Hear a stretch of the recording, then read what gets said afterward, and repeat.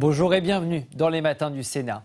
Réquisitionner les grévistes pour assurer un service minimum des transports. La proposition de loi déposée par un sénateur de droite promettait d'être âprement discutée dans l'hémicycle. Ce fut le cas. Les sénateurs ont débattu pendant plusieurs heures du texte de Bruno Retailleau. De son côté, le gouvernement affirme que la question mérite d'être creusée. Direction l'hémicycle, on se retrouve juste après sur Public Sénat.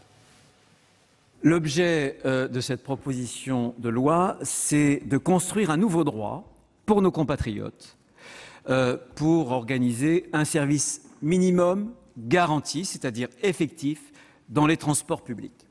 Il s'agit de tenir compte de l'exaspération de tant de nos compatriotes qui, régulièrement, lors de conflits sociaux durs, se retrouvent pris en otage alors qu'ils sont souvent les plus dépendants pour leur liberté d'aller et venir, pour aller au travail le matin, pour revenir au domicile le soir. Ils sont dépendants, eux, de la fiabilité de ces transports publics. Mais il s'agit aussi, en créant ce nouveau droit, de donner du corps à un principe qu'on invoque souvent, mais dont on ne concrétise que très peu régulièrement, et presque jamais d'ailleurs, la portée, c'est-à-dire le principe de continuité des services publics. Au-delà de ces principes, je pense que notre proposition de loi a voulu relever plusieurs enjeux. Le premier enjeu, c'est de prendre acte de la dépendance dans le quotidien de nos compatriotes vis-à-vis de ces modes de transport collectif. En 15 ans, nous sommes passés dans une unité de compte, on compte par milliards de voyageurs kilomètres, de 150 milliards de voyageurs kilomètres à plus de 200 milliards. Ça veut dire, et je pense qu'il faut qu'on s'en félicite, il y a une part de marché de plus en plus importante prise par les transports publics et par les transports collectifs. Ça signifie aussi que cette dépendance appelle une régularité, une plus grande fiabilité. Le deuxième élément, c'est un enjeu écologique. Vous le savez, le 24 octobre dernier, la France a été condamnée par la Cour de justice européenne pour avoir dépassé systématiquement et de façon persistante les seuils autorisés de dioxyde d'azote. Ça, c'est notamment les voitures individuelles. Si par conséquent on veut relever ce défi écologique, il faut bien sûr développer la part des transports collectifs. Et là aussi, pour développer la part des transports collectifs, il faut rendre le transport public, notamment, attractif. Et je dirais qu'enfin, l'autre enjeu, il est législatif et il nous concerne. Il y a eu un progrès, il y a eu une première étape en août 2007, au moment où il y a eu la loi sur le service minimum, en réalité, qui était une loi qui organisait l'information, puisqu'un salarié qui veut faire grève devait, 48 heures à l'avance, le déclarer à l'entreprise dont il dépendait, pour que cette entreprise puisse informer les usagers, les clients, et qu'elle puisse en même temps organiser le meilleur service possible. Mais vous le savez, ce service a été une étape, un progrès, mais que ça n'est en aucun cas un service minimum garanti, et il faut qu'on en tienne compte pour pouvoir aller au-delà. Nous passons à la discussion de la motion tendant à opposer l'exception d'irrecevabilité. Madame Éliane Assassi, les membres du groupe communiste républicain citoyen et écologiste ont déposé une motion distribuée sous le numéro 5 tendant à opposer l'exception d'irrecevabilité au texte en discussion. La parole est à Madame Éliane Assassi pour la motion, pour 10 minutes.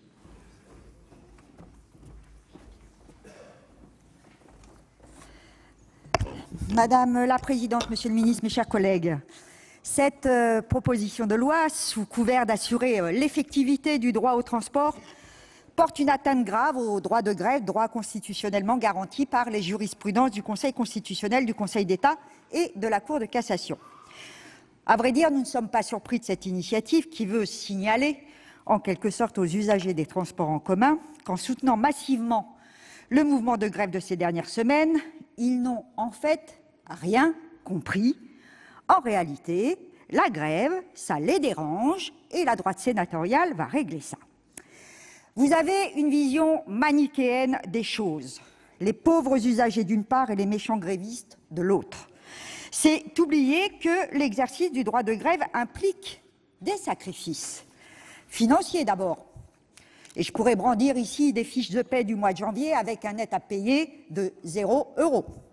Psychologique encore, par les représailles diverses des directions d'entreprise et des décisions insolentes, pour ne pas dire insultantes, envers les grévistes, comme celle de récompenser les non-grévistes par des primes allant de 300 à 1 500 €.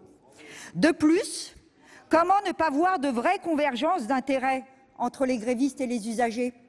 En effet, toutes les dernières grèves dans le secteur des transports se donnaient pour objectif la défense du service public et donc l'intérêt des usagers face aux velléités de démantèlement et de libéralisation. Votre vote en faveur du pacte ferroviaire et de la loi LOM entraîne en effet directement la dégradation du service et la galère quotidienne pour l'ensemble des usagers, celle-là même que vous dénoncez aujourd'hui. Au final, la prise en otage des usagers, c'est bien celle des politiques d'austérité et non pas l'usage du droit de grève par les agents du service public. Deuxième élément, le contexte particulier dans lequel ce texte est débattu. Est-ce cela la réponse de la majorité sénatoriale au rejet massif de la réforme des retraites? Face à une situation de tension sociale majeure dans notre pays, face à un pouvoir droit dans ses bottes qui remet en cause les fondements du pacte républicain issu du programme du Conseil national de résistance, votre groupe s'attaque aux grévistes pour les contraindre à rentrer dans le rang en courbant l'échine. Vous vous en prenez aujourd'hui au transport de personnes, mais j'ai le sentiment que votre ambition est plus large. Ce que vous voulez, c'est bien retirer aux salariés leur droit ultime pour la défense de leurs intérêts, les laissant vulnérables et impuissants face à la guerre sociale menée par ce gouvernement contre tous les conquis sociaux. Ce faisant, vous êtes les alliés de ce pouvoir rétrograde que vous ne manquez pas de vilipender quand cela vous arrange. Nous ne partageons pas cette vision de la société pour des raisons politiques, vous l'aurez compris, et sociales, vous l'aurez compris aussi, mais également parce que celle-ci est inconstitutionnelle et je vais vous expliquer pourquoi. Oui, carrément. Les tentatives de la Commission pour border un texte inacceptable ne masquent pas un véritable aveu de culpabilité du caractère inconstitutionnel de ce texte. Nous regrettons de ne pas disposer d'un avis du Conseil d'État. Porter atteinte au droit de grève pour l'ensemble des transports de personnes maritimes, terrestres et aériens ne peut se faire à la hussarde sans éléments juridiques tangibles. L'exposé des motifs est à ce titre assez fascinant. Il évoque pêle-mêle la liberté d'aller et venir, la liberté du travail comme principe qui justifierait les restrictions du droit de grève. Sur la liberté d'aller et venir d'abord, doit-on vous rappeler que les transports terrestres, maritimes ou aériens ne sont qu'une des modalités de cette liberté puisqu'il existe toujours des alternatives, voiture, vélo, marche. Sur la liberté du travail, oui, enfin c'est quand ça vous arrange que vous êtes d'accord. Sur la liberté du travail, et vous le savez bien, cette liberté n'existe pas et n'a jamais été reconnue par le Conseil constitutionnel, contrairement au droit au travail, défini comme un droit social, garanti par le préambule de la Constitution de 1946. L'exposé des motifs mentionne également la liberté d'accès au service public, alors que le principe reconnu par la jurisprudence est celui de l'égal accès au service public, ainsi que celui de continuité du service public. Pourquoi alors autant d'inepties? Si nous nous référons bien au même principe constitutionnel, la seule conciliation dont nous pouvons convenir est celle entre le droit de grève et le principe de continuité des services publics. Alors c'est vrai, dans ce cadre, il existe une jurisprudence à laquelle il convient de se référer.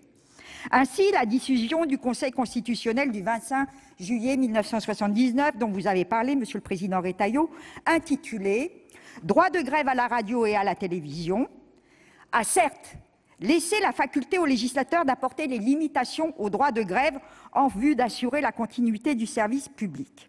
J'aurais aimé, Monsieur le Président, que vous alliez au bout de cette décision qui spécifie, je cite, que ces limitations ne peuvent aller jusqu'à l'interdiction du droit de grève aux agents que pour ceux dont la présence est indispensable pour assurer le fonctionnement des éléments du service dont l'interruption porterait atteinte aux besoins essentiels du pays. Ce n'est quand même pas la même chose. La question est donc de savoir définir ces besoins essentiels du pays, justifiant la réquisition. Nous avons de ce point de vue une vision divergente en considérant que ces besoins doivent être limités aux enjeux de sécurité et de sûreté nationale. D'ailleurs, le rapport Mandelkern du Conseil d'État, base du projet de loi de 2007, reconnaissait lui-même une très grande incertitude sur ce point. Ce même rapport mentionnait également que la justification de l'interdiction du droit de grève sur le fondement des besoins essentiels du pays doit être limitée au strict nécessaire. Cela n'était pas le cas initialement, car cette proposition de loi visait le maintien d'un tiers du trafic. On était bien loin de cette stricte nécessité et même du principe de proportionnalité reconnu également par le Conseil constitutionnel lorsqu'il est porté atteinte à un droit de valeur constitutionnelle.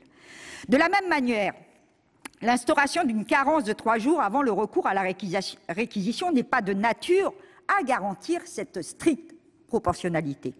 Par ailleurs, le choix de la Commission pour éviter cet écueil de renvoyer la définition des services essentiels et donc du niveau de réquisition aux autorités organisatrices reste problématique.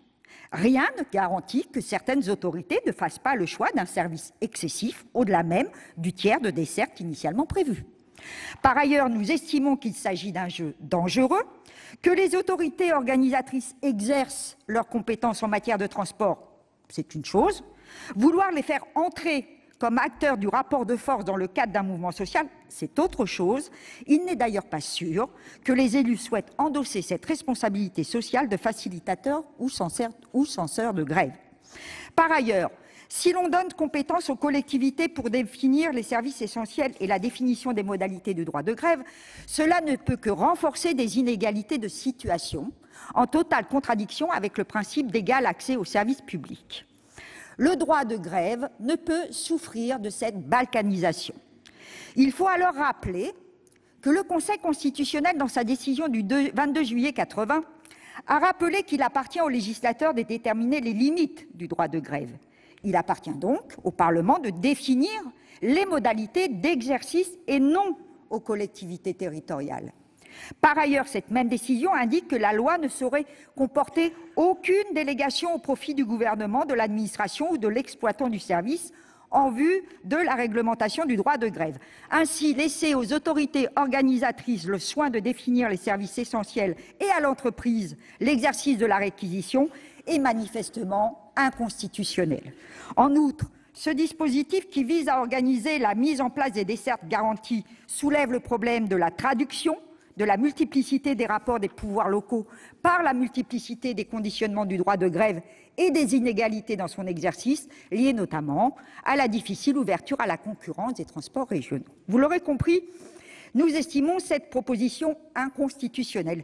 Pire encore, elle constitue une provocation inacceptable pour tous ceux, salariés des transports comme de tous les corps de métier, avocats, enseignants, médecins, agents territoriaux, qui courageusement et en toute responsabilité se mettent en grève et battent le pavé, non pas pour eux, mais pour le plus grand nombre, cette masse invisible que les puissants veulent toujours plus pauvres et plus dociles, toujours plus sans droit et sans liberté, comme le permet votre proposition de loi. Pour exister dans un contexte social et politique qui ne vous est pas pour le moins favorable, vous n'hésitez pas ainsi à brandir des propositions de loi plus attentatoires aux libertés collectives et individuelles les unes que les autres, ce qui, à mes yeux, est un signe de faiblesse et non pas un signe de force. Cessez de jouer les pompiers pyromanes. Pour réduire la conflictualité sociale, demandez avec nous le retrait du projet de loi sur les retraites. Vous verrez, tout rentrera dans l'ordre. Demandez avec nous l'instauration d'un dialogue social respectueux des syndicats. Exigez enfin le maintien et le développement du service public afin de garantir fiabilité, confort et sécurité. Et pour clore mon propos, je vous serai reconnaissante de ne pas convoquer Maurice Thorez, sauf à reprendre l'intégralité de ses propos. Je cite, « Il faut savoir terminer une grève dès que la satisfaction est obtenue. Il faut même consentir au compromis si toutes les revendications n'ont pas encore été acceptées, mais que l'on a obtenu la victoire sur les plus essentiels, ce qui est aujourd'hui, mes chers collègues, est loin d'être le cas et appelle donc encore de nouvelles journées de grève comme celle de jeudi prochain. » La parole est à monsieur Jean-Raymond Hugonet, contre la motion.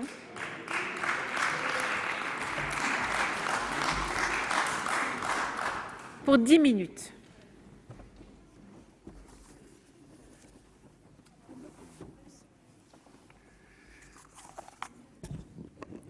Madame la présidente, monsieur le ministre, monsieur le président de la commission des affaires sociales, madame la rapporteure, mes chers collègues, la formule républicaine a su admirablement ce qu'elle disait et ce qu'elle faisait. La gradation est irréprochable, liberté, égalité, fraternité, rien à ajouter, rien à retrancher, ce sont là les trois marches du perron suprême. La liberté, c'est le droit, l'égalité, c'est le fait, la fraternité, c'est le devoir, tout l'homme est là. Voici ce que disait le plus illustre des sénateurs, Victor Hugo, sur la devise de notre pays. Eh bien, c'est à la lumière de ces mots que je souhaite examiner la proposition de loi portée par Bruno Retailleau et de très nombreux collègues visant à assurer l'effectivité du droit au transport, améliorer les droits des usagers et répondre aux besoins essentiels du pays en cas de grève. La liberté, c'est le droit. Le droit de grève en France est un droit à valeur constitutionnelle et personne ne le conteste. Le droit à la continuité des services publics est également un droit à valeur constitutionnelle. Mais voilà que ces deux droits s'entrechoquent et viennent aujourd'hui jusqu'à s'opposer. Fort logiquement, un des objectifs poursuivis par la proposition de loi que nous examinons aujourd'hui est donc de débloquer une situation devenue insupportable tout en respectant scrupuleusement ces droits fondamentaux et leurs valeurs constitutionnelles. C'est tout simplement un véritable rééquilibrage des droits qu'il est proposé de mettre en œuvre ici. On est donc aux antipodes de l'exception d'irrecevabilité invoquée par nos collègues du groupe communiste, républicain, citoyen et écologiste. En effet, la liberté d'aller et venir est une composante fondamentale de la liberté individuelle. Chacun peut circuler sur l'ensemble du territoire national dès lors qu'il y est rentré régulièrement. Or, pendant plus d'un mois, cette mission de service public n'a plus été assurée normalement dans notre pays. Dans ces conditions, garantir un trafic quotidien ne constitue pas un recul des droits fondamentaux, mais plutôt le strict minimum pour que la liberté de chacun soit respectée. L'égalité, c'est le fait. En 2020, chers collègues, on est en droit d'attendre qu'un droit de grève mature puisse, certes, perturber un service public, mais en aucun cas le bloquer totalement. Il n'est en effet plus possible que le droit de grève conduise une minorité organisée à prendre tout un pays et toute une économie en otage. Ce n'est pas ça l'égalité.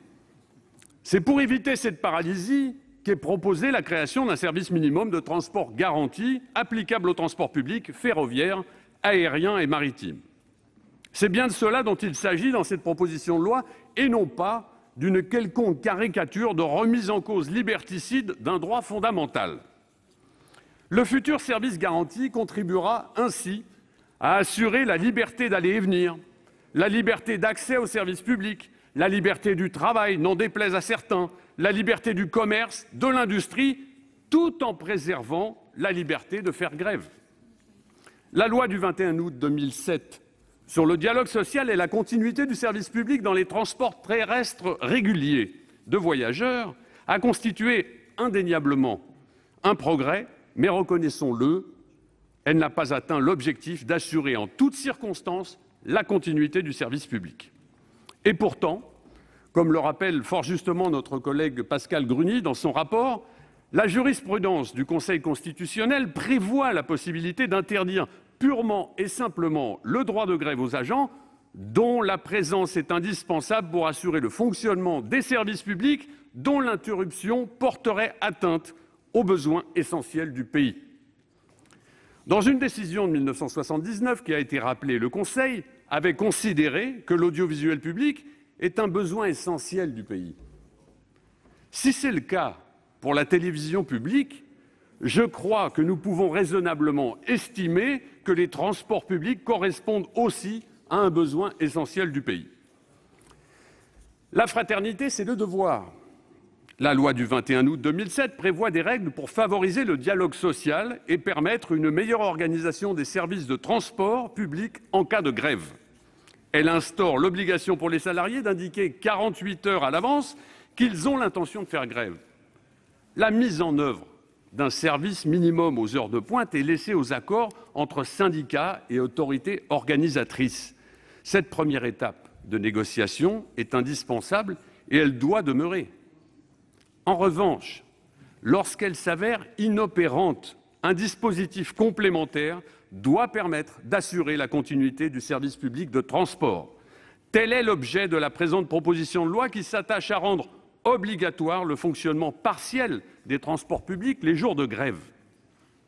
Il s'agit enfin de partir des besoins de la population et d'en assurer la couverture, et non pas de partir du nombre de grévistes pour prévoir le service qui peut être assuré. Ça paraît quand même évident. Alors peut-être on en finira alors avec ces agressions dévastatrices entre grévistes et non-grévistes, entre ceux qui n'ont pas d'autre choix que d'aller travailler et ceux qui s'y opposent parce qu'ils revendiquent, entre ceux qui voudraient imposer le chaos alors que notre nation a besoin d'unité. N'oublions pas que les premières victimes des mouvements de grève dans les transports, ce sont nos concitoyens les plus fragilement économiques, comme l'a dit Bruno Retailleau, ceux qui n'ont pas les moyens de trouver des solutions de repli. Il s'agit des salariés qui résident loin de leur lieu de travail et ne disposent pas de véhicules personnels, de ceux qui ne disposent pas d'une autonomie professionnelle leur permettant d'adapter leurs horaires de travail ou de télétravailler. Ceux qui ont été les plus touchés, ce sont ceux-là. Par ailleurs, mes chers collègues, il y a une nouvelle donne que nous devons absolument prendre en compte. Il s'agit de l'enjeu écologique. La substitution du transport collectif au transport individuel est l'une des réponses essentielles aux enjeux environnementaux.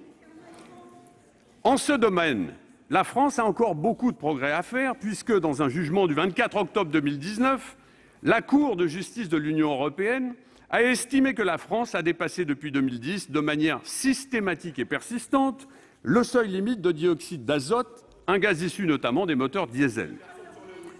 Ce jugement pourrait conduire dans un deuxième temps à d'éventuelles sanctions si la France ne fait rien pour remédier à cette situation. Nous sommes tous d'accord pour dire que le développement du transport collectif est une des solutions pour pallier les mauvais résultats. Alors, il doit être encouragé et il doit être accéléré.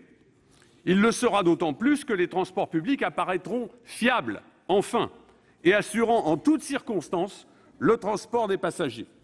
On ne peut pas à la fois promouvoir les vertus du transport public et ne pas lui imposer des obligations de régularité de service. Ça paraît, là encore, assez évident. La part d'utilisation des transports publics croît dans les habitudes de déplacement des Français. Dans son dernier rapport, 2019, le Commissariat général du développement durable a indiqué que la France a dépassé, pour ce qui concerne le transport collectif, les 152,4 à 200 milliards de voyageurs kilomètres entre 2001 et 2016. Cette progression souligne l'importance des transports collectifs dans la vie quotidienne de nombreux Français et le respect de la continuité du service public de transport est une des conditions indispensables à sa croissance rapide.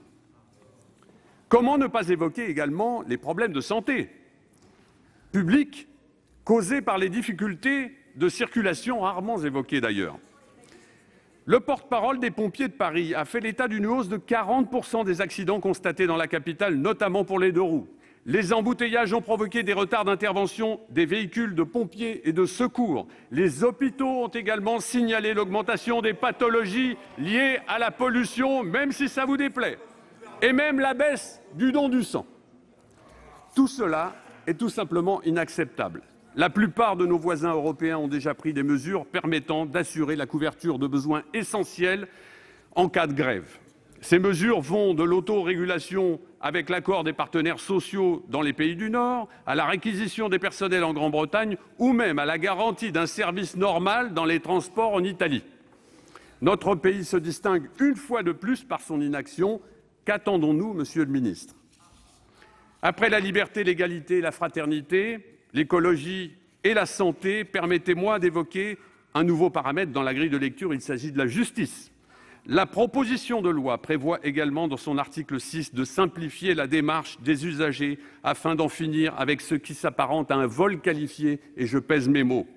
En effet, si la SNCF et la RATP sont incapables Nonobstant leur monopole, d'assurer un service digne de ce nom, elles s'avèrent en revanche beaucoup plus expertes dans l'encaissement avide des débits de carte bleue des usagers dont le voyage est annulé tout en osant leur proposer un avoir. Mais de qui se moque-t-on ?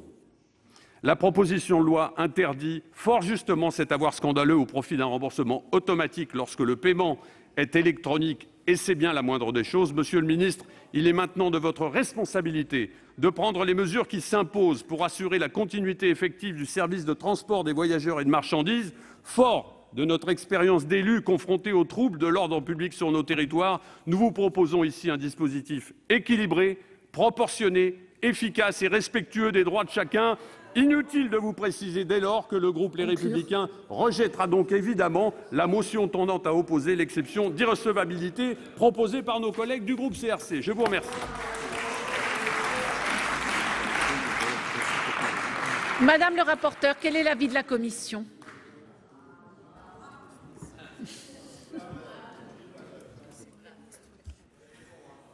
Merci, Madame la Présidente. La Commission a adopté la proposition de loi. Donc, elle est donc évidemment défavorable à cette motion d'irrecevabilité. Au demeurant, nous ne sommes pas d'accord avec les arguments juridiques qui sont avancés par les auteurs. Le préambule de la Constitution de 1946 dispose que le droit de grève s'exerce dans le cadre des lois qui le réglementent. Et donc, en écrivant cela, le Constituant a tout à la fois conféré une valeur constitutionnelle au droit de grève, ce que nul ici ne conteste, et affirmé que le législateur était compétent pour définir les limites qu'il convient d'apporter à ce droit, afin que son exercice ne porte pas atteinte à d'autres droits ou à d'autres principes à valeur constitutionnelle. Donc, pour nous, si vous voulez, Madame la Présidente, nous avons bien entendu vos arguments, mais sincèrement, dans ce que nous proposons, nous avons essayé de trouver un équilibre, de respecter la Constitution de part et d'autre. Nous n'avons pas la même lecture, bien entendu, mais en tout cas, nous ne changeons pas d'avis et la Commission, de toute façon, a émis un avis défavorable sur cette motion. Merci. Monsieur le ministre, quel est l'avis du Gouvernement ? Merci Madame la Présidente. Peut-être quelques points de rebond sur le fond, notamment au propos de Monsieur Bruno Retailleau, qui parlait de dépendance et d'écologie. Sur la dépendance, il me semble que le cadre dans lequel s'exercera dorénavant, ou dans lequel se développera dorénavant le système ferroviaire, un cadre concurrentiel qui est valable pour la SNCF et plus tard dans le temps pour la RATP, permettra de retrouver de la qualité de service, de la régularité. Cela a été démontré depuis de nombreuses années, par exemple en Allemagne ou en Suède. Sur l'écologie, je n'y reviens pas, mais évidemment, la politique du gouvernement en matière écologique vise à favoriser le mode ferroviaire. C'est vrai pour les voyageurs, c'est vrai pour le fret, et j'y reviendrai probablement devant vous d'ici à quelques semaines. Mais nous avons une politique écologique très ambitieuse et nous avons voté au sein de la loi d'orientation des mobilités le verdissement de l'ensemble des véhicules particuliers, légers, camions, transport maritime, transport fluvial et aérien, qui sont tous conformes aux différentes stratégies gouvernementales, qu'il s'agisse de la stratégie nationale bas carbone ou encore de la programmation pluriannuelle de l'énergie. Sur le plan des faits, je voudrais quand même souligner deux éléments pour revenir sur les pourcentages qui ont été avancés ici et là. Depuis le 5 décembre à la RATP, depuis le 5 décembre, c'est-à-dire le premier jour de la grève, pas moins de 4 millions de voyages, sur les 12 millions de voyages par jour qui sont exécutés en temps normal, ont été opérés chaque jour. C'est-à-dire que 33% de l'activité chaque jour, y compris au plus fort de la grève, a été exécutée par la RATP. De même qu'à la SNCF, pendant à peu près 3 semaines, les 3 dernières semaines du conflit, en moyenne, plus de 50% du trafic a été exécuté.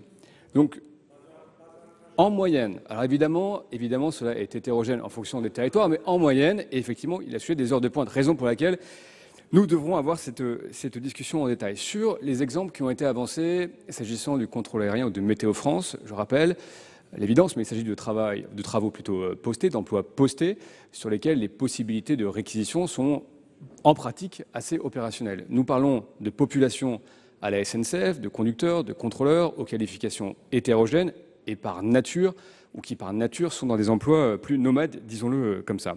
Il me semble donc que tant sur les sujets opérationnels, pratiques que je viens d'évoquer que sur les sujets juridiques. Il y a matière à s'éclairer, raison pour laquelle j'ai annoncé la mission qui, sur le plan juridique et opérationnel, visera à nous donner plus d'éléments, raison pour laquelle aussi le gouvernement, s'agissant de la motion de rejet, se prononce sur un avis de sagesse. Y a-t-il des demandes d'explication de vote? Je n'en vois pas. Eh bien, je vais consulter le Sénat sur l'exception d'irrecevabilité. Je rappelle que l'adoption de cette motion entraînerait le rejet de la proposition de loi. Je rappelle, l'avis de la commission est défavorable et l'avis du gouvernement, c'est un avis de sagesse. Qui est pour l'adoption de la motion? Qui est contre? Elle n'est pas adoptée. À l'article 3, une demande de prise de parole. Alors, Monsieur Gay, peu importe, Monsieur Gay, Monsieur Gontard, on va y arriver. Merci Madame la Présidente.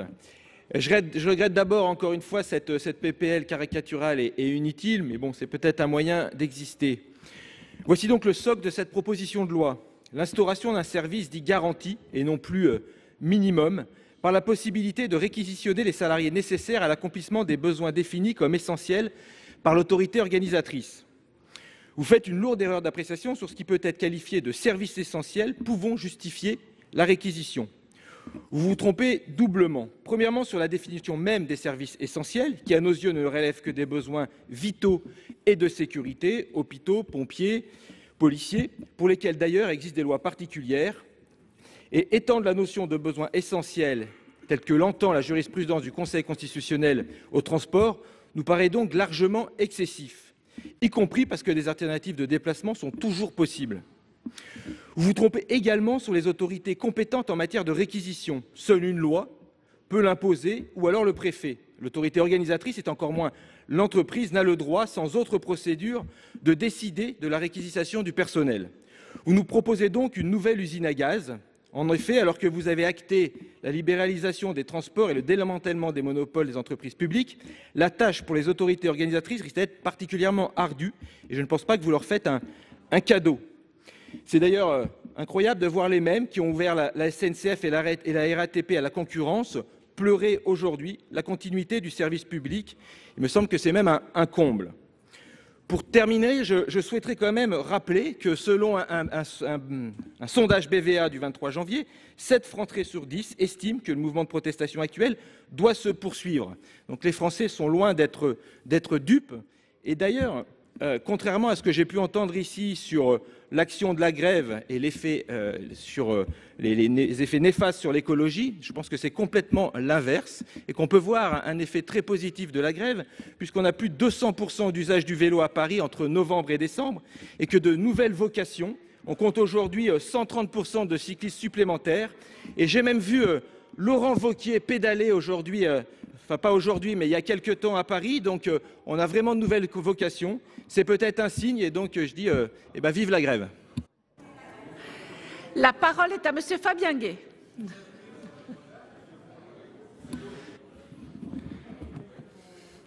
Madame la Présidente, Monsieur le Ministre, mes chers collègues, cette proposition de loi constitue une véritable provocation sociale dans un contexte déjà particulièrement tendu par la volonté inébranlable de passer en force sur le projet de loi retraite.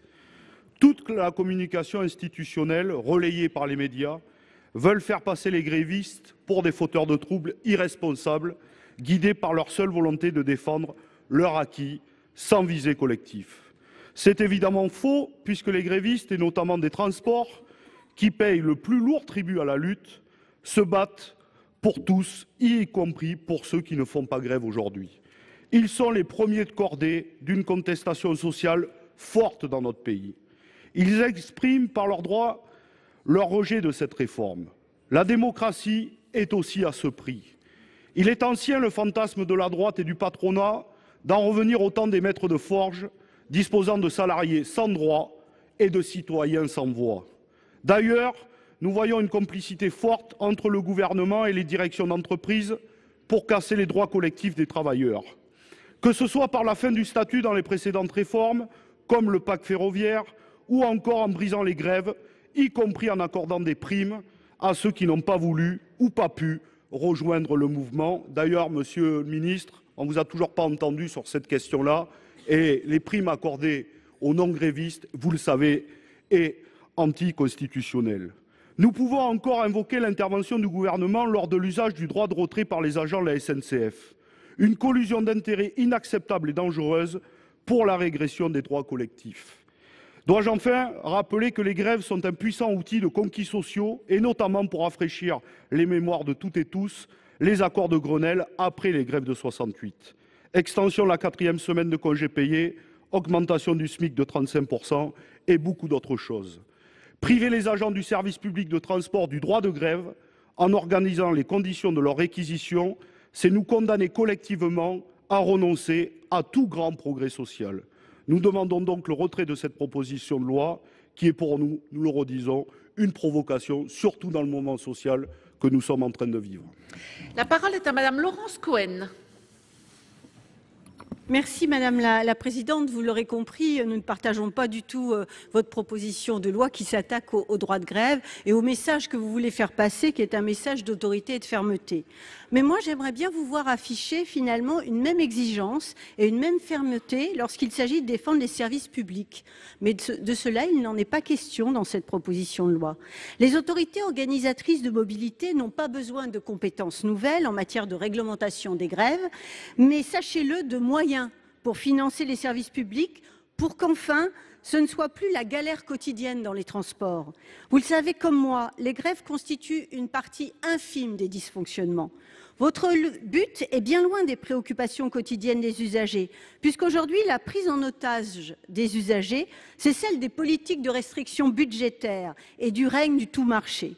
En tant qu'ancienne administratrice d'Île-de-France Mobilité, ex-STIF, je peux en témoigner. Il est totalement démagogique de pointer du doigt les grévistes pour leur faire porter tous les maux de la dégradation du service public. Comment ignorer que ces agents agissent justement pour la sauvegarde de leur outil de travail, pour la sécurité et le confort des usagers, pour que ce patrimoine reste celui de toutes et de tous.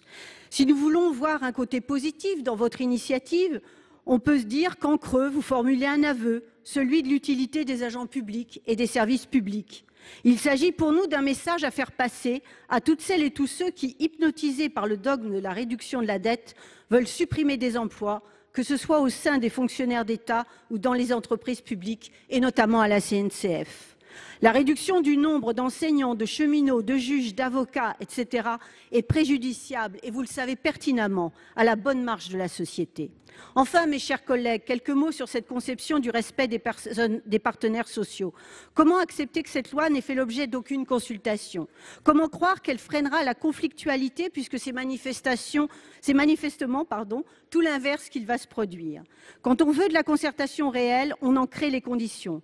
Ainsi, de 2010 à 2015, j'ai présidé la commission démocratisation au STIF, au Conseil Île-de-France. Et à cette occasion, j'ai eu comme préoccupation d'associer tous les syndicats en les auditionnant sur les contrats avec les opérateurs, notamment sur l'offre et la qualité de service. C'est tout le contraire que vous proposez. C'est pourquoi je pense que vous n'allez pas régler les problèmes de conflictualité, vous allez les aggraver et que c'est en ce sens qu'il faut absolument retirer ce texte.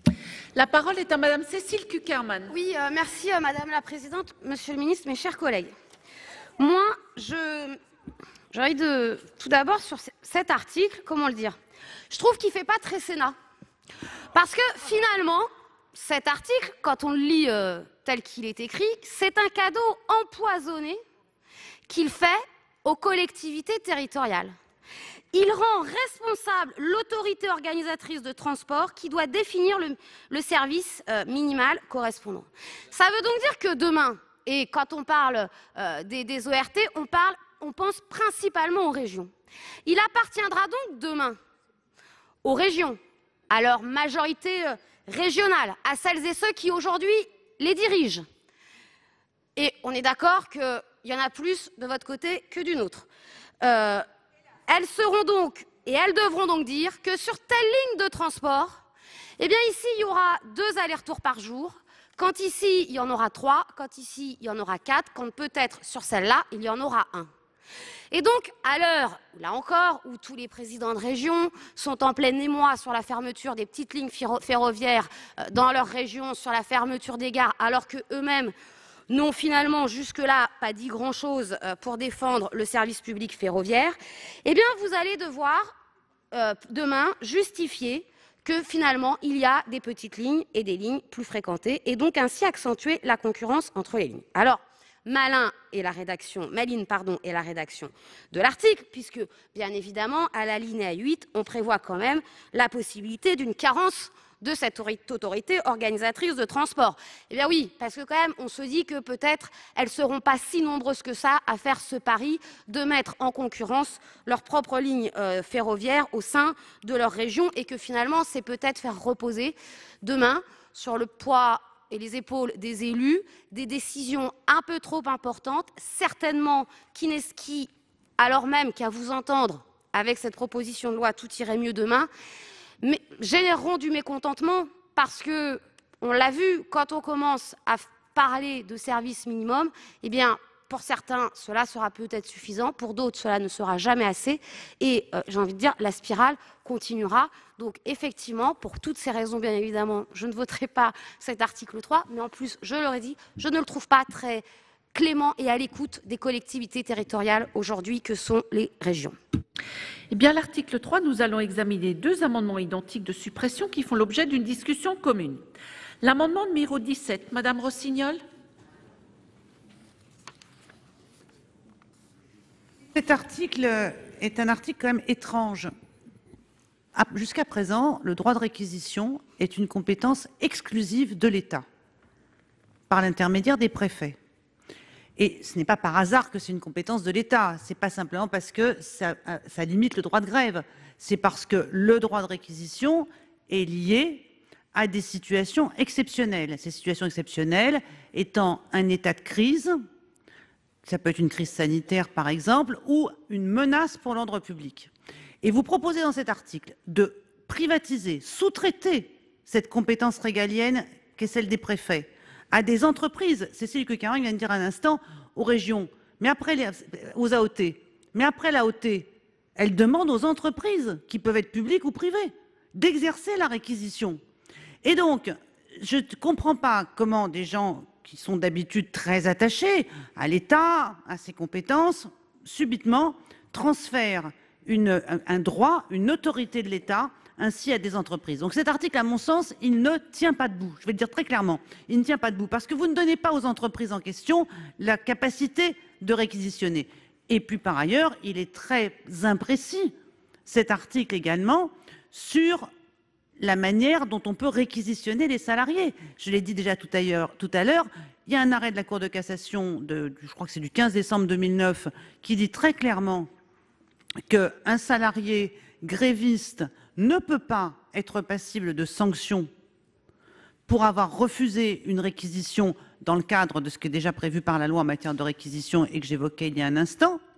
Donc, il faudrait que la Cour de cassation revoie sa jurisprudence, mais surtout, on ne nous dit pas quelles sanctions, on ne nous dit pas non plus comment, selon s'il s'agit d'une entreprise à statut ou d'une entreprise soumise au Code du travail, serait appliqué ce droit de réquisition, par quels moyens. Tout cela n'est, à mon avis, pas sérieux, ni sur le plan juridique, ni sur le plan républicain. C'est pour ça que je demande, par cet amendement, la suppression de cet article. Merci. Pour un amendement identique numéro 26, Madame Apourceau-Poly va nous le présenter. Oui, cet amendement est défendu puisque mes collègues sont plusieurs à avoir déjà pris la parole pour dire ce que nous allions dire dans cet amendement et qu'ensuite Madame Brulin prendra sur ce chapitre pour une explication de vote la parole. Je vous remercie. Merci.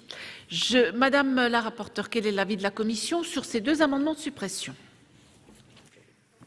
Merci Madame la Présidente.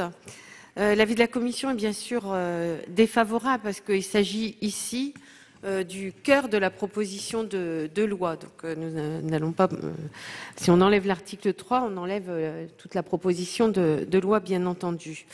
Alors je voudrais répondre à nos collègues Madame Rossignol, donc sur les entreprises, dans le cadre du service minimum dans le nucléaire, EDF requiert les salariés qui doivent rester en poste. Donc, je ne vois pas pourquoi ce ne serait pas possible, comme vous le dites, si demain on privatise, comme on l'a fait. Voilà. Le Conseil constitutionnel a admis un service minimum aussi en matière de télévision. Donc là, c'est pareil, c'est le directeur de la chaîne. Donc voilà, donc on peut répondre. Sur les autorités organisatrices de transport, elles font déjà les plans de transport, on va dire, normaux. Donc, elles peuvent très bien établir les plans de transport à minima. Donc, c'est la raison pour laquelle on leur a donné ce pouvoir à l'intérieur. Donc nous, on ne va pas revenir en fait sur cet article 3 qui, pour nous, répond tout à fait aux attentes de la population en matière de transport et qui justement prolonge la loi de 2007 qui était plutôt un minimum de services et nous ici on met en place un service minimum. Donc pour ces raisons, c'est un avis défavorable. Merci. Monsieur le ministre, quel est l'avis du gouvernement?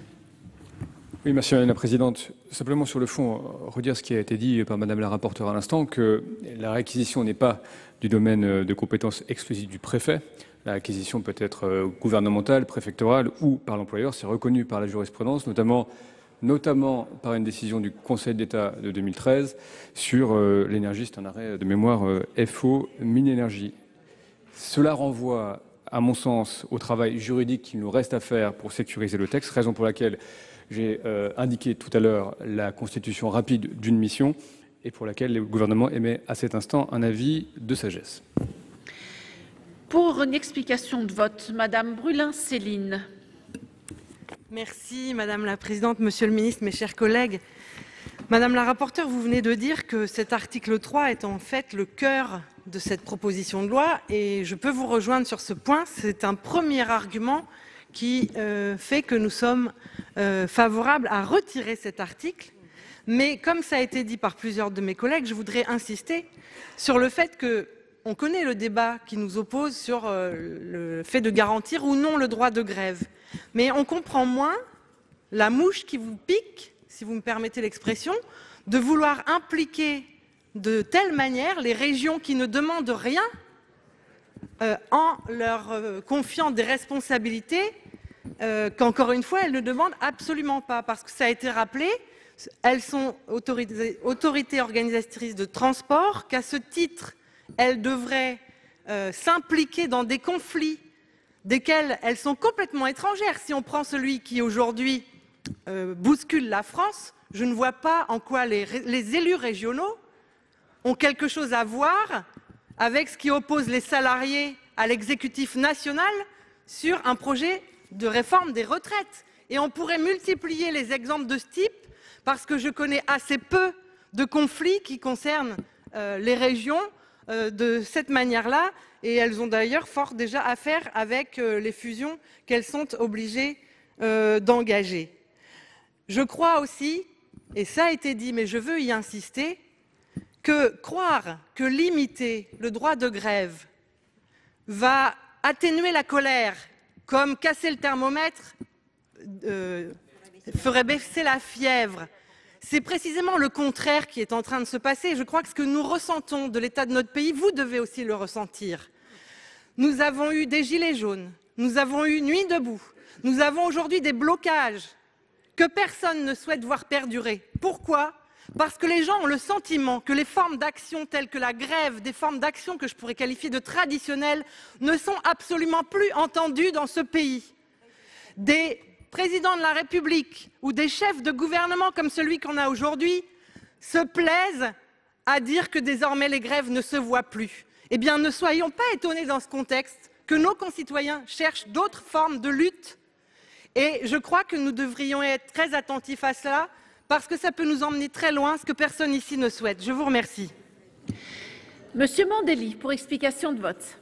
Oui, Madame la Présidente, Monsieur le Ministre, je voudrais simplement inscrire en faux contre les arguments qui ont été développés pour défendre ces amendements, puisque la loi d'orientation des mobilités confère demain soit aux régions, soit aux intercommunalités qui en feraient la demande, la mise en œuvre des actions en termes de mobilité. Elles auront donc la compétence, donc il m'apparaît logique et cohérent que ce soit ce niveau de collectivité au plus près des besoins et des attentes de nos concitoyens, des usagers, qui définissent le service minimum à mettre en œuvre à leur niveau. Et c'est d'autant plus vrai que nous avons voté dans le cadre de cette loi d'orientation des mobilités un élément essentiel concernant le ferroviaire, puisque la gestion des petites lignes pourra être confiée demain aux régions. Donc en complément, je pense que c'est à mon sens essentiel que ce soit à ce niveau, au niveau des régions et des interco qui prendraient la compétence de définir, et c'est tout à fait à la fois possible et plausible sur le plan juridique. Monsieur Canvet, pour explication de vote. Merci, Madame la Présidente, Monsieur le Ministre, Madame la Rapporteure, chers collègues. On ne peut pas laisser dire que tout cela, par exemple, n'est pas sérieux, comme j'ai pu l'entendre tout à l'heure. Bien au contraire, c'est particulièrement sérieux.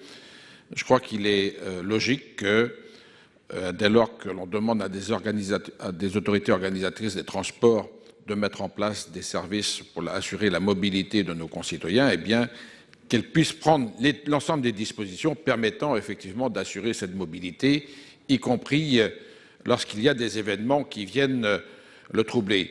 Je ne pense pas non plus qu'on puisse accepter dans ce pays que des citoyens soient pris en otage par des grévistes, que la liberté de circuler soit entamée par des grévistes au nom de quelque lutte que ce soit. La liberté des uns s'arrête là où commence celle des autres. Il est temps de se l'appliquer dans ce pays. Et il est temps de considérer que, eh bien, il n'est pas normal que bon nombre d'usagers subissent, comme j'ai entendu tout à l'heure aussi, une galère quotidienne dans les transports. Non, ce n'est pas acceptable. Donc il est temps de penser que ce n'est pas une minorité agissante qui doit empêcher une grande majorité de pouvoir se déplacer, de pouvoir aller au travail. Donc il est temps que des dispositions soient prises pour que cette liberté du travail, cette liberté de circuler soit effectivement assurée dans notre pays. Monsieur Sido, pour explication de vote. Oui, merci Madame la Présidente. Si je peux placer un mot, merci. Mais j'ai l'impression que les membres du groupe communiste, républicain, citoyen, écologiste, etc., ne se rendent, je ne veux pas polémiquer, mais ne se rendent pas compte d'une chose, c'est de la gêne occasionnée pour les usagers. Je m'explique. Je suis comme vous sénateur et comme vous, je suis là toutes les semaines. Et je suis au Marnais, à Chaumont. Eh bien, à Chaumont, pendant 2 mois, il y a eu 0 train. 0. Et c'est pour ça que je considère que cette loi est la bienvenue, parce qu'il s'agit quand même de mettre un minimum de services dans ces trains. D'autre part, vous semblez oublier, Madame la Présidente, vous semblez oublier que la SNCF, qui n'a pas besoin de cela, a perdu des centaines de millions d'euros dus à cette grève, alors même que la SNCF n'est pour rien dans le motif de cette grève. Et donc, finalement, il y a des gens qui y ont gagné, bien entendu, les autoroutes, parce que je suis venu en voiture pendant 2 mois, ce qui est quand même fatigant et dangereux, bon, surtout quand on a fait des séances de nuit, etc. Et des autoroutes ont gagné, des blablacars, etc. ont gagné de l'argent, peut-être un peu, mais il y a beaucoup de gens qui ont perdu de l'argent, les commerçants, les industriels, etc. Est-ce que vous vous rendez compte de tout cela dans une société dans laquelle on vit, qui est mondialisée, hélas peut-être, mais c'est ainsi, et finalement on se fait doubler par les autres. C'est ça, je me demande si vous vous rendez bien compte de la portée d'une grève de cette durée. Qu'elle ait duré 8 jours, bon, passe encore, mais durer 2 mois, est-ce que vous ne trouvez pas que c'est excessif? C'est pour cela, Madame la Présidente, que je voulais intervenir et que je voterai cette loi parce qu'il faut mettre quand même bon ordre à cette question. Madame Cukierman, pour explication de vote.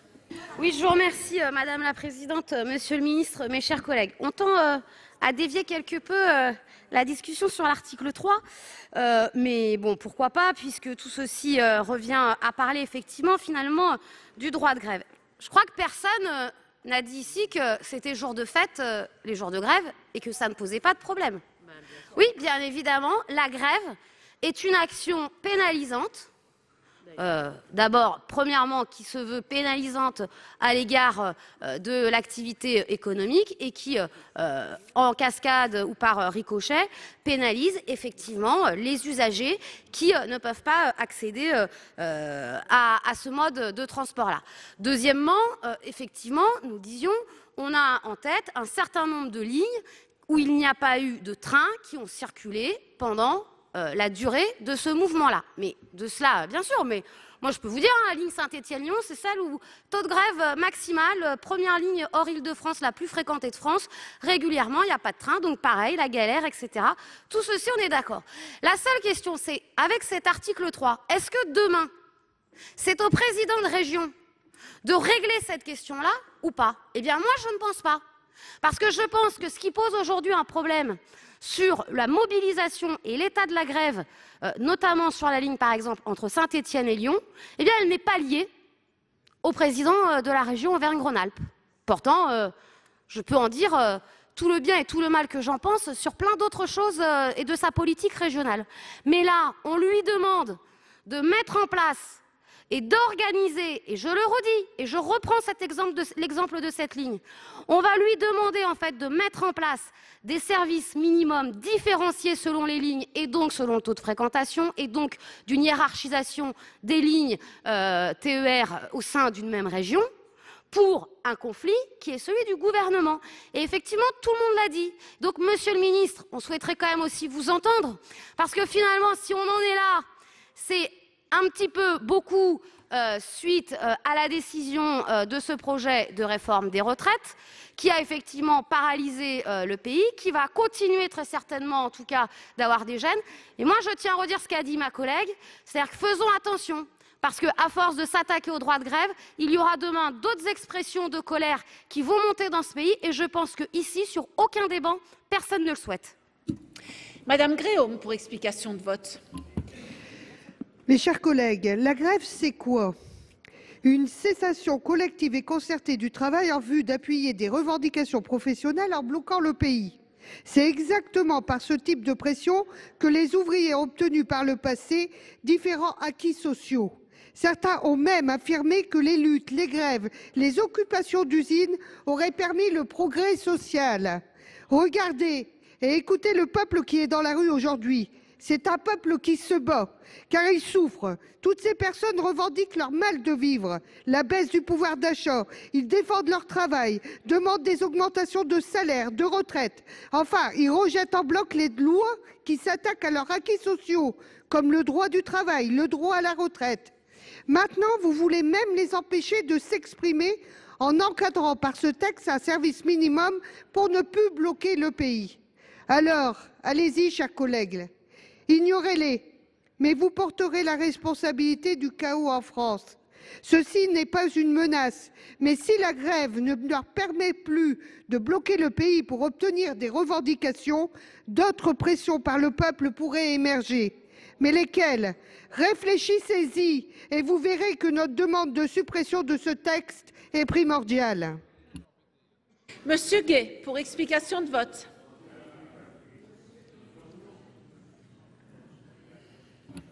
Merci, Madame la Présidente. Je n'avais pas vu qu'on était toutes et tous inscrits, mais je vais dire un mot parce que le débat que nous avons là est pour le coup sur le droit de grève.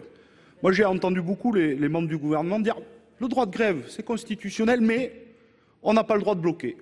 Vous pouvez faire grève, mais manifester, mais plutôt en silence.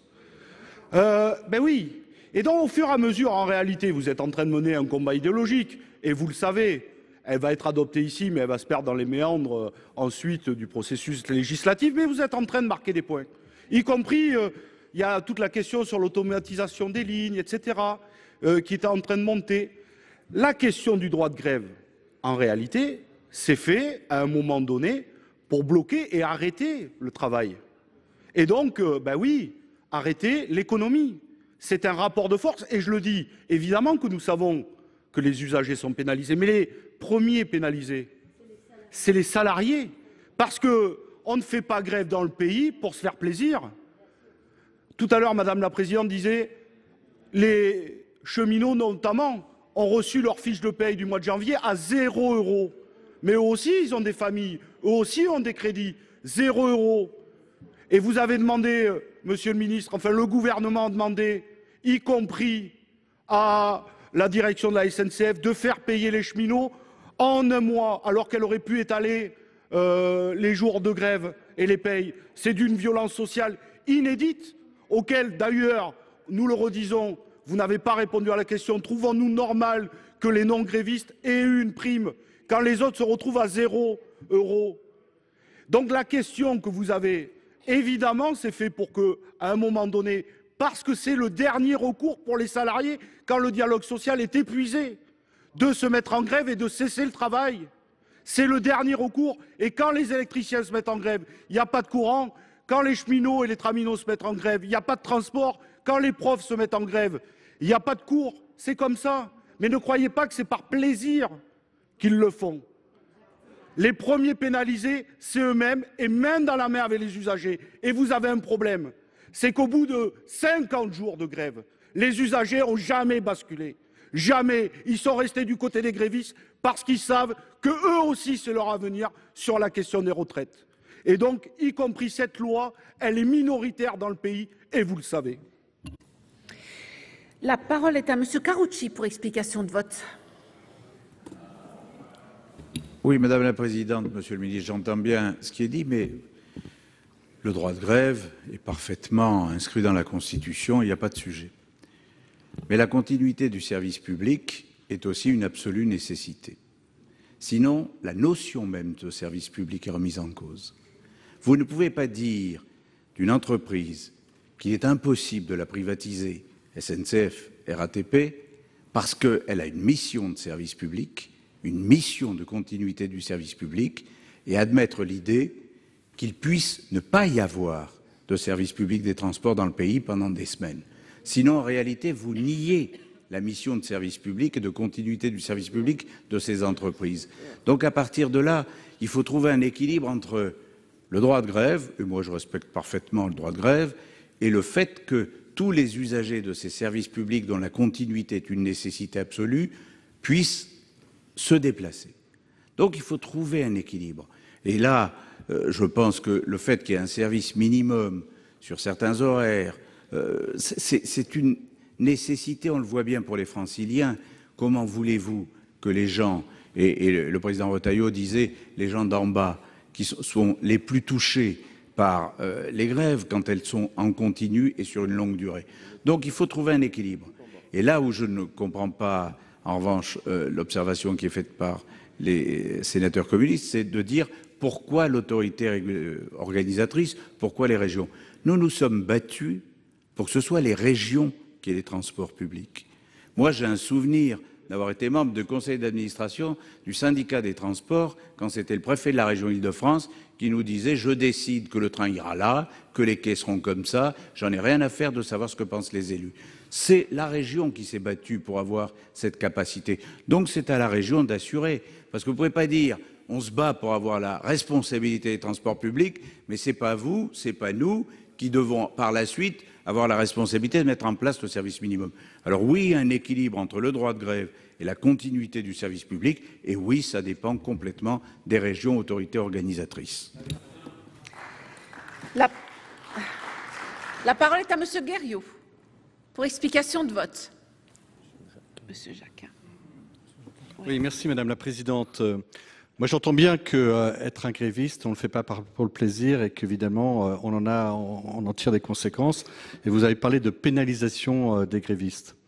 Je crois qu'il ne faut pas sous-estimer ceux qui sont pénalisés et qui ne le sont pas grévistes. Je pense à tous ceux qui vivent la grève comme une conséquence et qui se retrouvent, et je l'ai dit tout à l'heure, puisque des chiffres sont aujourd'hui publiés sur ceux qui ont perdu un emploi, pour lequel l'entreprise pour laquelle ils sont battus disparaîtra, eu égard aux conséquences dont ils sont les victimes.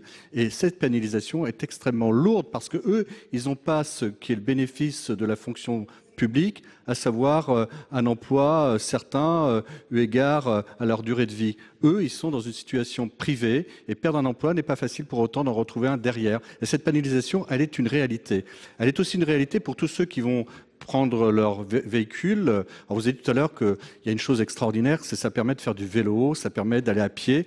Mais excusez-moi, nous sommes en période hivernale, les durées de journée sont très courtes, on est plutôt soumis au mauvais temps. Donc je ne suis pas sûr que ce soit là une solution économe. En tout cas, il semblerait manifestement qu'on utilise davantage la voiture et ça veut dire des frais supplémentaires et donc c'est aussi une pénalisation pour des gens qui sont sur des revenus modestes et qui devront utiliser du carburant là où ils utilisaient hier du transport en commun à des prix moindres. Donc tout cela me permet de vous dire qu'il est clair qu'il faut trouver un équilibre. Et un équilibre d'intérêt où chacun puisse finalement limiter les conséquences et les dégâts. Et c'est la raison pour laquelle je trouve que cette proposition est de bonne loi et qu'il faut bien qu'il y ait pour cela un arbitre. Et l'idée de revenir vers le monde des élus dont nous sommes est une excellente chose, puisque qui mieux connaître le terrain et la proximité que les élus, donc les régions, les départements, etc. Monsieur Jacquin, pour explication de vote. Merci Madame la Présidente. Ce débat a une tournure un peu étonnante. On croirait que certains aiment la grève et d'autres ne l'aiment pas. La grève est pénible pour tout le monde. C'est un moyen ultime et il n'est forcément et par nature pas agréable. Je voudrais, Madame la rapporteure, revenir sur un des arguments développés par ma collègue Laurence Rossignol. Vous avez dit dans votre réponse, vous avez cité les entreprises publiques qui actuellement peuvent réquisitionner du personnel. Elle vous expliquait que dans ce texte, on va emmener des entreprises privées à utiliser cette prérogative pour l'instant de l'État. Et c'est sur elles qu'on va faire peser, sur ces entreprises de transport, une obligation de service minimum assortie de pénalités financières. Nous ne savons pas comment elles vont pouvoir faire respecter cette obligation, car j'espère qu'elles ne pourront pas faire appel à la force publique, qui est heureusement et encore un pouvoir régalien. De même, nous ne connaissons pas les conséquences précises sur les salariés. Et de même, nous partageons l'inquiétude de ce transfert vers les collectivités territoriales, de cette charge et de cette responsabilité politique qui posera bien des questions. C'était le premier point. Le deuxième, Monsieur le ministre, vous dites dans votre réponse que vous allez lancer une mission juridique pour voir comment préciser ces choses.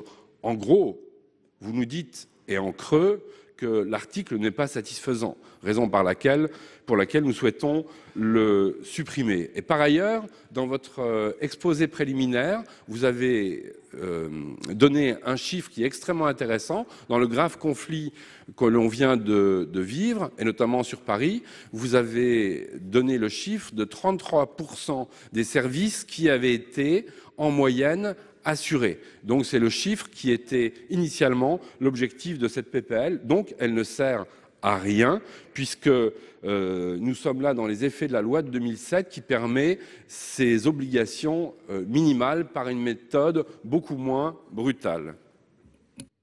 Bien. S'il n'y a plus de demande d'explication de vote, je vais mettre aux voix. C'est Madame Apoursopoli.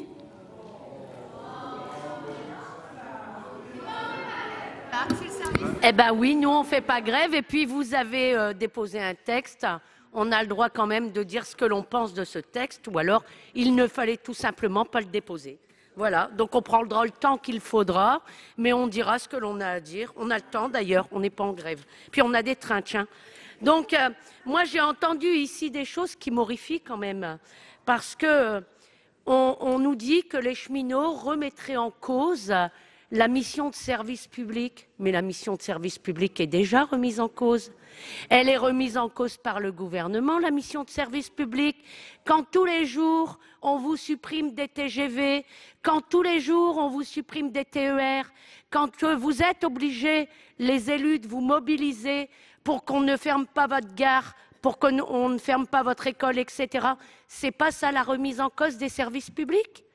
C'est pas la fermeture de nos services publics, c'est pas laisser nos territoires complètement désert avec des lignes de train qui ferment par-ci et par-là. Et puis on veut ici nous donner des leçons en nous parlant des salariés et des cheminots notamment qui font grève. Mais la mission de service public, il faut vous adresser au gouvernement. C'est à eux de mettre plus de services publics partout. Et donc on n'en serait peut-être pas là. Et puis je suis assez aussi en colère parce que on me dit ici qu'il y aurait des gens qui seraient licenciés de leur entreprise parce qu'ils ne seraient pas arrivés à l'heure à leur travail ou parce qu'ils n'auraient pas eu de train. Mais évidemment que la grève ne fait plaisir à personne. Et Fabien Gay l'a rappelé à juste titre. Quand on est gréviste, à la fin du mois, quelquefois on se retrouve avec 0 € de salaire. Et pourtant on a des familles.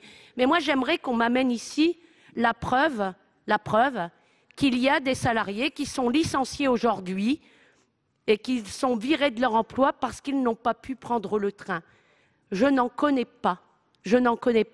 Et j'aimerais dire quand même, parce que c'est bien de lancer des choses, mais la preuve du pudding, c'est qu'on le mange.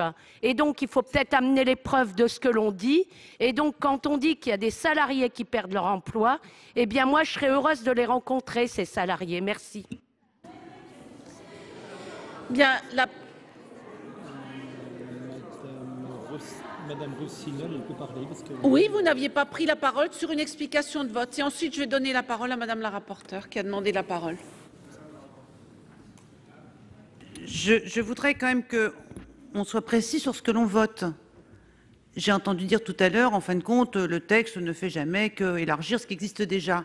En l'état actuel du droit, aucune entreprise privée ne peut procéder à la réquisition des salariés. C'est de jurisprudence constante.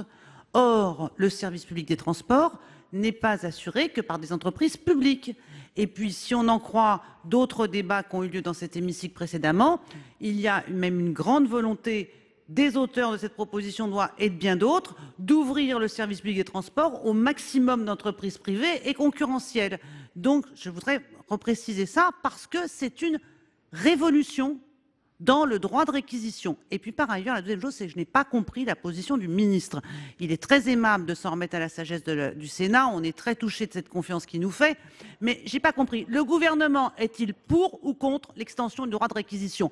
En fait, ma question est assez simple, et on ne peut pas y répondre en me disant qu'il y a des groupes qui travaillent, des hauts conseils, je ne sais quoi, qui réfléchissent sur le sujet. Le gouvernement doit avoir une position. Est-ce que le gouvernement est pour ou contre l'extension du droit de réquisition dans les entreprises qui assurent les transports? Madame la rapporteure, je vous en prie. Moi, je voudrais répondre sur les licenciements. Il y a malheureusement des entreprises qui effectivement ont subi depuis déjà effectivement la crise des gilets jaunes, des baisses de chiffre d'affaires énormes qui ont mis la clé sous la porte et il y avait des salariés.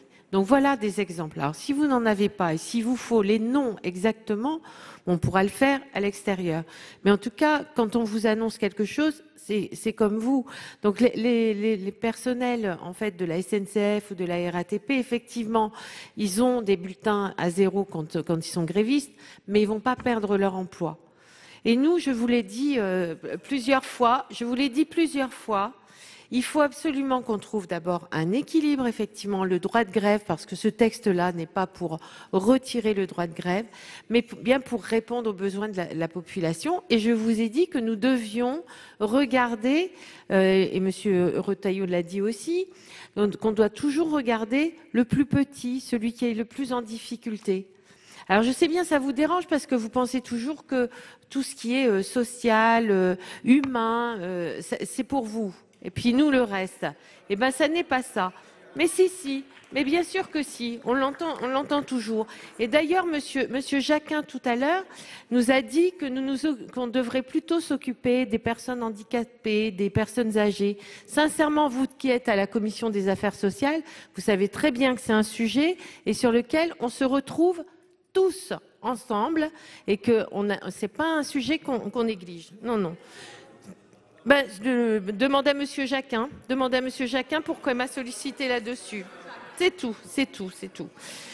Ensuite, vous dites que les Français sont avec les grévistes. Moi, je ne sais pas. Moi, je vais vous dire, bien entendu, moi, je suis dans un département rural. Au mois de janvier, effectivement, j'ai pas beaucoup entendu parler des grèves parce que tout le monde prend sa voiture. Voilà. Sauf ceux qui sont dans les villes et qui ont normalement un train pour les amener à Paris, et beaucoup viennent travailler à Paris.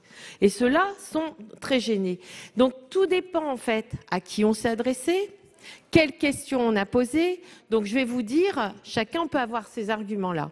Donc nous, au niveau du texte, et je vous le redis, nous, ce qu'on veut, c'est répondre aux besoins essentiels de la population, service continu public, service public continu, et sincèrement, ne pas empêcher de faire le droit de grève, mais pas tout le temps, et pas au moment où on en a besoin. Je vais mettre aux voix les amendements 17 et 26 identiques de suppression avec un avis défavorable de la commission et un avis de sagesse du Gouvernement qui est pour leur adoption.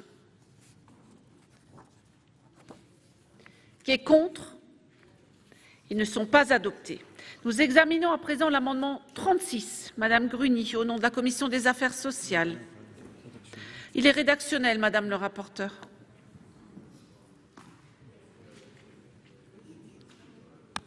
Donc, rédactionnel, c'est pour une erreur de référence, en fait. Merci, Monsieur le Ministre.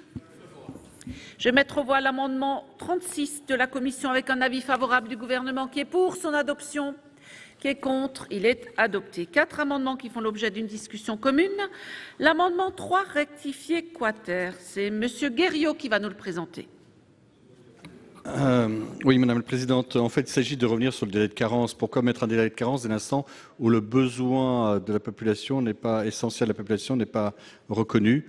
Dès cet instant-là, dès qu'on a pu constater qu'il y a cette difficulté de répondre aux besoins essentiels de la population, il nous paraît nécessaire de pouvoir agir immédiatement par la réquisition, d'autant plus qu'elle est connue dès l'instant où on a 48 heures de préavis, on peut mesurer si ces besoins essentiels de la population seront satisfaits, et il est prévu dans cette proposition de loi qu'il y ait 24 heures données aux personnes qui seront réquisitionnées. Donc on considère qu'il faut supprimer ce délai de carence. L'amendement numéro 7, 8 et 9 ne sont pas soutenus. Par conséquent, je demande à Madame le rapporteur quel est l'avis de la Commission sur l'amendement 3 rectifié quater.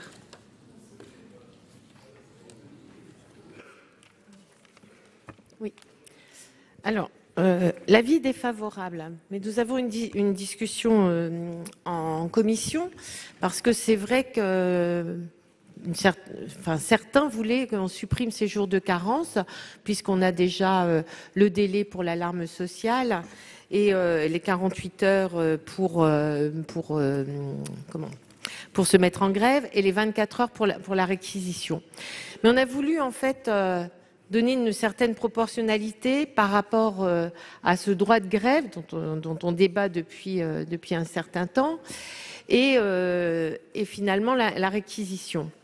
Donc on s'est dit que pour les 3 jours, souvent on arrive quand même, l'usager arrive soit à prendre des jours de congé, soit à s'organiser pour ne pas être trop pénalisé. C'est surtout la durée. Donc voilà, c'est la raison pour laquelle on a laissé les 3 jours. Mais bien entendu, on comprend bien en fait le sens et votre position. Mais la Commission a émis un avis défavorable. Monsieur le Ministre, quel est l'avis du Gouvernement sur cet amendement? Merci Madame la Présidente. Le gouvernement constate que le Conseil d'État s'est fondé à plusieurs reprises, de façon assez constante d'ailleurs, sur la durée du mouvement pour juger de la validité d'une réquisition. Et dès lors, supprimer tout délai serait de nature à fragiliser, encore une fois, juridiquement le dispositif. Donc l'avis est défavorable sur cet amendement. Et permettez-moi simplement de répondre aux quelques questions qui ont été posées. Sinon, je sens que je vais vous frustrer. D'abord, ce qui me surprend, c'est que... Non, jamais. D'abord, vous décrivez un paysage social assez monolithique qui n'est pas, pour le coup, ce que j'ai pu vivre au contact des syndicats. Vous décrivez des syndicats qui seraient unanimement contre la réforme des retraites. J'ai eu affaire à des syndicats qui, pour partie, pratiqué ce qu'ils ont qualifié eux-mêmes de réformisme combatif, mais qui ont été, non pas des partenaires, mais qui ont été dans une exigence dans le dialogue social et qui ont permis d'inscrire des garanties, fortes, et même parfois d'ailleurs d'annoncer des trêves à l'occasion du mouvement, de manière à avoir le temps de transmettre en tout cas les différentes modalités qui avaient été négociées avec elles. Et puis il y a eu des syndicats, ou des organisations plutôt, qui ont eu une posture d'un syndicalisme plus politique, qui ont répondu aux appels des centrales confédérales. Donc il y a eu cette réalité-là, je vous la livre, c'est ma réalité, c'est celle que j'ai vécue au ministère, je vous la livre contrairement au paysage que vous décrivez et qui me paraît un peu trop figé et non conforme à la réalité. Par ailleurs, sur le droit de grève, vous avez parfaitement raison de dire que c'est l'exercice du rapport de force, mais dans le respect du droit. Dans le respect du droit. Ça n'implique pas, par exemple, un droit de retrait abusif. Ça n'implique pas des pressions sur des collègues. Et je vous rappelle qu'il y a des procédures disciplinaires qui sont en cours et qui sont particulièrement graves. Ça n'implique pas non plus l'atteinte à l'outil de production. Donc c'est pleinement le rapport de force dans le cadre de la loi. Rappel par ici. Sur les primes, Monsieur Gay, puisque vous avez évoqué le sujet, d'abord j'ai pris position sur les primes.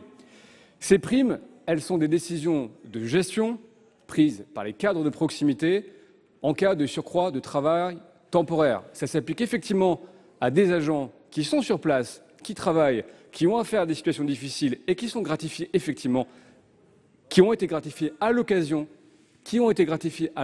effectivement de ces mouvements de grève, qui le sont au moment, par exemple, de gestion d'intempéries ou en cas d'incident ou d'accident grave. Ce sont des mesures de gestion classiques qui ne sont ni générales ni absolues, qui correspondent à des nécessités de service, qui d'ailleurs ne sont pas coordonnées avec le gouvernement, je le précise ici, et qui sont pleinement du ressort de la gestion classique. Je l'ai dit, Monsieur Gay, aucune entreprise en France, qu'elle soit publique ou privée, ne gratifie pas ou ne rémunère pas des agents qui sont en poste ce jour-là et qui subissent des conditions de travail compliquées ou du temps ou des surcroîts de travail temporaire. Enfin, sur les deux dernières questions, sur le traitement social et sur les feuilles de paye, il est évident, et c'est d'ailleurs le message que nous avons passé aux différents DRH des entreprises SNCF et RATP, il est évident qu'il y a un traitement social au cas par cas.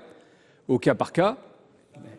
Non mais écoutez, soit je vous fais part de la réalité de ce qui est vécu dans les entreprises, soit vous avez une idée préconçue de ce qui existe sans peut-être bien les connaître. Donc il y a un traitement social au cas par cas. Et enfin, pour répondre à la question de madame, la sénatrice Rossignol, je crois avoir été clair. Le gouvernement souhaite faire la clarté, ou en tout cas se donner la capacité de comprendre comment le dispositif peut être sécurisé sur le plan juridique. Et le gouvernement, c'est extrêmement clair. C'est extrêmement clair. Et le gouvernement, sur la base de ce qu'il est possible de faire en droit, se déterminera et reviendra devant vous vous expliquer la décision qu'il aura prise. Merci. Monsieur Guerriau, est-ce que vous maintenez votre amendement? Moi, j'ai entendu deux choses. De la part du gouvernement, comme quoi ce qui pouvait justifier une réquisition, c'est la durée, d'une part. De la part de Madame la rapporteure, qui nous a spécifié que finalement, sur un délai de 3 jours, on pouvait considérer qu'on restait dans la raison et qu'il pouvait y avoir des solutions palliatives. Donc, eu égard à ces réponses, je retire mon amendement. Merci. Nous examinons à présent l'amendement 12 rectifié. C'est Madame Vullien qui va nous le présenter. Oui, merci Madame la Présidente. Monsieur le Ministre, mes chers collègues, tout en partageant les objectifs poursuivis par les auteurs de cette proposition de loi qui vise à garantir à nos concitoyens un service minimum de transport lors des périodes de grève, et je crois que nous en avons largement débattu, il n'apparaît pas en revanche pertinent de demander à l'entreprise de transport de se substituer à l'État et aux forces de l'ordre qu'il commande lorsqu'il s'agira de réquisitionner une partie de son personnel. Encore là, le texte n'est pas bien clair dans le cas des régies. Si vraiment on doit en arriver à la réquisition, il est bien du ressort de l'État et de ses représentants dans les départements d'assurer l'ordre et de faire appliquer les lois. Tel est le sens de cet amendement. C'est également un moyen de garantir un dialogue social serein au sein de l'entreprise de transport, dialogue qui serait inévitablement rompu en cas de réquisition de son propre personnel. Je pense effectivement qu'il vaut mieux se mettre autour de la table pour en discuter plutôt que de voter une Xème loi. Je vous remercie. Merci Madame le rapporteur. Quel est l'avis de la Commission? C'est un avis défavorable. Déjà, l'article L 2215-1 du Code général des collectivités territoriales permet déjà au préfet de réquisitionner tout service ou tout bien et de requérir toute personne pour assurer l'ordre public.